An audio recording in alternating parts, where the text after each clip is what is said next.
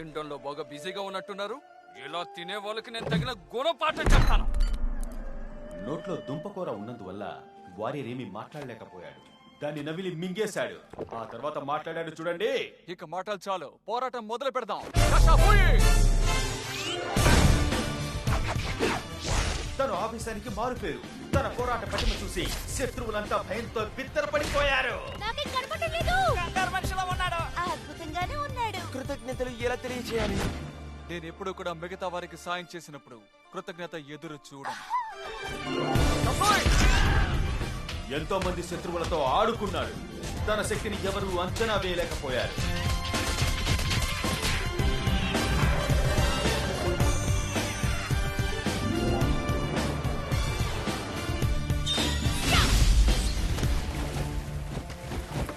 ఈ పాండా ఎవరికి భయపడే రకం కాదు. అంతేకాదు దయామయుడు కూడా. చైనాకి చెందిన ఎంతో మంది కథానాయకులు ఫ్యూరియస్ 5 కూడా అతని ముందు కూర్చొని గౌరవంతో మోకరిల్లారు. ఇకపై మనందరం కలిసే ఉందాం. ఒప్పుకుంటున్నాను. ఏకమౌనం అందరికీ మంచిదే.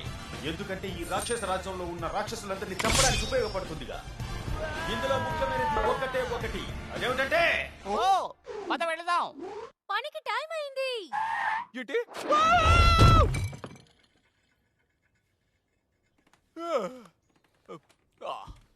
పో, లేచిరా.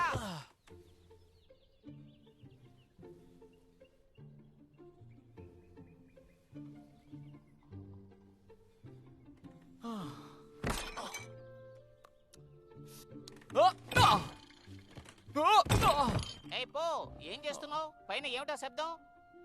ఏమీ లేదు. Monkeys, mantis, crane, viper, టైగ్రాస్.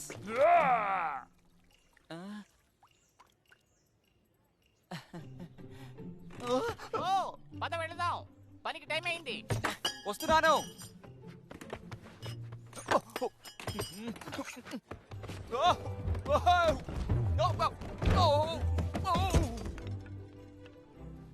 Sorry నాన్న.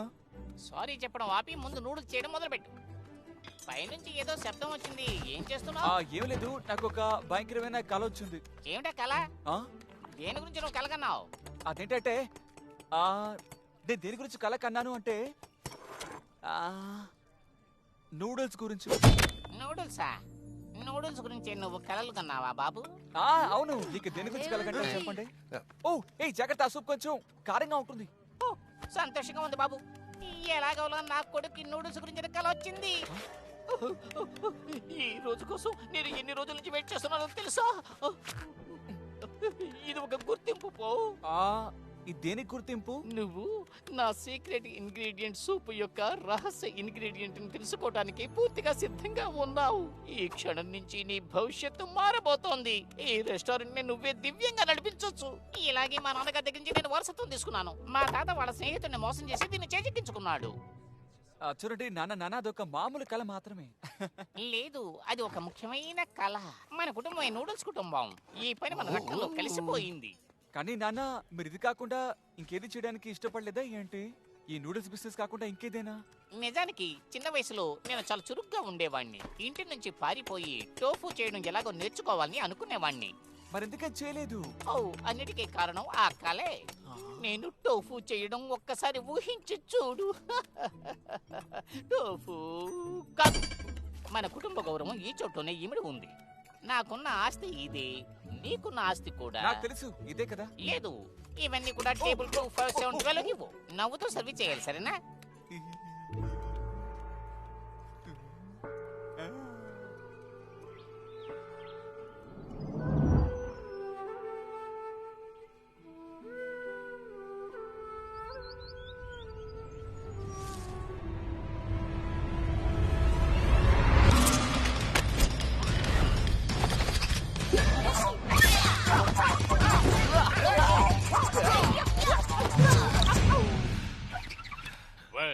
స్టూడెంట్స్, కానీ మీకు ఈ ప్రతిభ సరిపోదనుకుంటాను. టైగర్స్ నీకు ఇంకా ఆవేశం కావాలి, మంకీ నీకు ఇంకా వేగం కావాలి, క్రేన్ నీకు హైట్, వైఫై పొంచి ఉండి దాడి చేయాలి. మాస్టర్ షీఫ్, మాస్టర్ వుగ్వే వచ్చారు. ఆయన మిమ్మల్ని చూడాలట.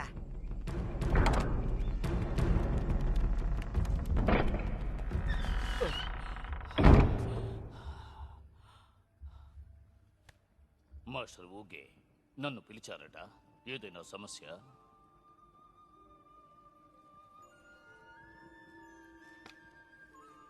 ఏమిటి నువ్వు మాట్లాడేది? ఏదైనా సమస్య వస్తేనే నేను నా మిత్రుడికి కబురు పెడతానా? అంటే సమస్య ఏమీ లేదుగా? అంటే సమస్య ఏమీ లేదని చెప్పలేను.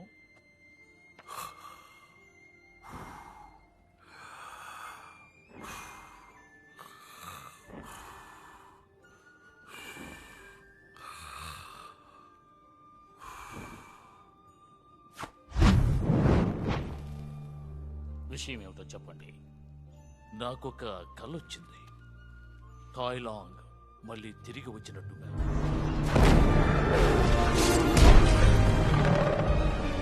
లేదు, అందుకు అవకాశం లేదు.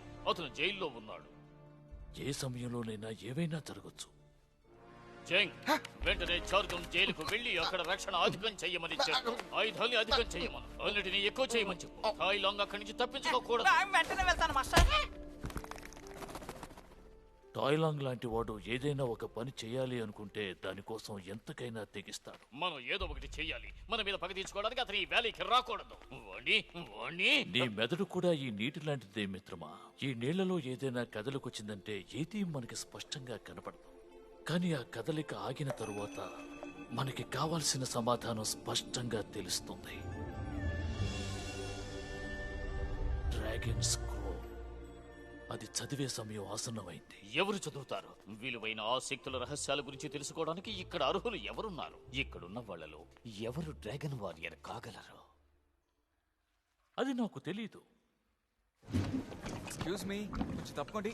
సారీ ఓ చూసి సారీ, కావాలని తగ్గలేదు.